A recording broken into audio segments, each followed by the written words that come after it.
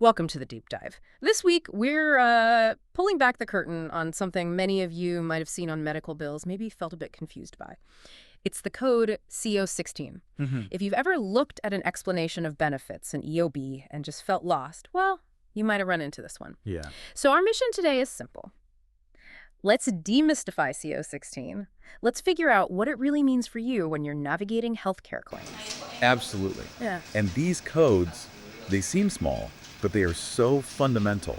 Understanding them, it genuinely saves time, stress, maybe even money. Right. And CO16 specifically, it's not just common, it's consistently like top 3 for denial codes. Think about that. Oh, top 3. Yeah, it's a huge bottleneck. Costs providers and really the whole system, billions every year just in reprocessing claims.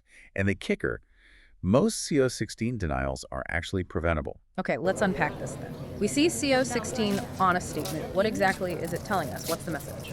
Okay, so when you see CO16 on that EOB, you're looking at a claim adjustment reason code, CE. ERC, Okay. and the CO part is key. That stands for contractual obligation. Contractual obligation, meaning... It means the provider, based on their contract with the insurer, cannot bill you, the patient, for this specific adjustment or denial. The responsibility isn't yours. Okay, that's crucial. So the CIC protects the patient financially in this case. Exactly. And then the 16, that number tells you why it's denied under that contractual obligation. 16 specifically means claim service lacks information or has submission billing error, which is needed for adjudication. So basically, we can't process this because something's missing or wrong on the form? Precisely. Information is lacking or there's some kind of error in how it was submitted. It needs fixing before the insurance company can, make a decision. So it sounds like CO16 is the system just flagging incomplete or incorrect info. But if it's often basic stuff, why? Why does it happen so often? You said top 3 denial code. Is it just typos? Or is something bigger going on? That's a really important question. It's often a mix. Yes, simple human errors happen. Missing patient IDs, wrong date of birth, maybe a typo in a service code. That's definitely part of it. Okay. But there are also systemic things. Think about how complex medical coding is. You might be missing required documents for a certain procedure. Right, like needing an extra report. Exactly. Or maybe using an invalid diagnosis code or the wrong procedure code, or even just forgetting an attachment like an operative report, or maybe a referral authorization. Sometimes it's subtle, like the patient's listed gender doesn't match what's expected for a particular service code, or there's an invalid modifier attached to the code. Little things that stop the claim cold. That makes sense. It's not always just a simple typo then. Yeah. So if you, the listener, get an EOB with a CO16 denial, what's the immediate game plan? How do you tackle it? First step, always. Uh-huh. Check that explanation of benefits, the EOB, or the electronic remittance advice, the ERA, very carefully. Often you'll find another code right next to the CO16. It's called a remittance advice remark code, or RRC. RRRC, like extra notes. Kind of, yeah. Think of RRCs as providing more specific details. They often tell you exactly what piece of information was missing or wrong, like missing national provider identifier or patient date of birth doesn't match. Ah, so it guides you to the fix. It really does. So you identify the specific error using the EOB and any RCs. Maybe it's the NPI, maybe the date of birth, maybe an invalid code. You correct that information. And then? Then you resubmit the corrected claim. Make absolutely sure any attachments that were needed are included this time.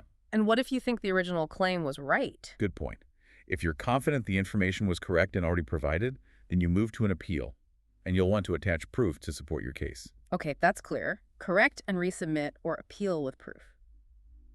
Now, thinking bigger picture, given how common these are, is CO16 just something everyone has to deal with?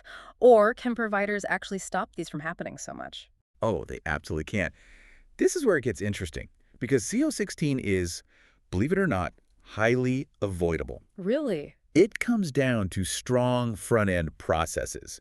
Think of it like doing pre-flight checks before takeoff. A little diligence before you hit submit saves so many headaches later. So proactive measures. Exactly. Yeah. Things like using claim scrubbing software before submission. These tools can catch errors automatically, verifying patient eligibility and all their demographic info with like Absolute precision. Double-checking everything. Double checking, triple checking, making sure CPT codes, ICD-10 codes, those modifiers, that they're all correct and valid for the date of service. Mm-hmm. Many billing systems have validation rules built in to flag missing info. Yeah. And training staff, making sure that people entering the data know the common pitfalls that lead to CO16, like forgetting to get prior authorization or using outdated codes. It's about catching those small things before the claim even goes out the door. So really, CO16 boils down to the insurance company saying, hang on, we need more info or something needs correcting. But critically, it's often preventable with good checks up front. Saves everyone time, hassle, money. Which leads to a really interesting thought, doesn't it? By taking the time to understand these seemingly small details, these specific codes like CO16, how much more empowered can you become? How much better can you navigate these big, often confusing systems like healthcare billing? Absolutely. Knowledge is power, especially here. Well, thank you for joining us on this deep dive into the world of CO16. Until next time, keep digging for those nuggets of knowledge.